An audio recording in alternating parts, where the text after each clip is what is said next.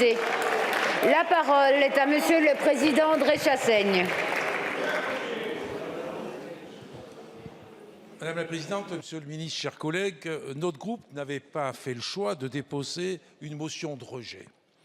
Nous avons une hâte de discuter, de batailler, essayer de faire évoluer le texte, sans trop d'illusions, mais quand même. Nous avons écouté l'intervention de notre collègue Marie Pochon. Nous partageons très largement les propos qu'elle a tenus.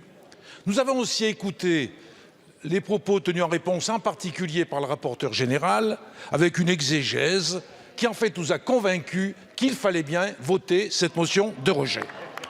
Tout simplement, c'est le manque d'humilité, le manque d'ouverture au débat que vous avez manifesté. Et si je pouvais résumer votre projet de loi, Monsieur le Ministre, je vous comparerais un torero avec une muleta.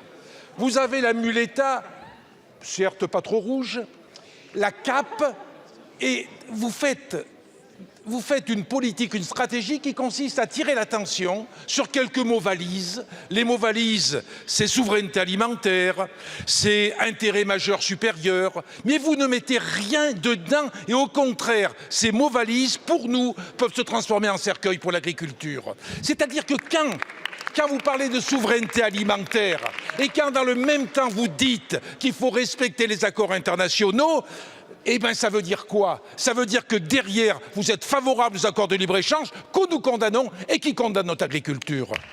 De la même façon, quand vous parlez d'intérêt supérieur, majeur, qu'est-ce qu'on va voir derrière tout ça? Est-ce que c'est lâcher tous les enjeux qui existent pour aller vers une agroécologie, pour avoir un autre type d'agriculture? C'est le questionnement que nous aurons durant les débats.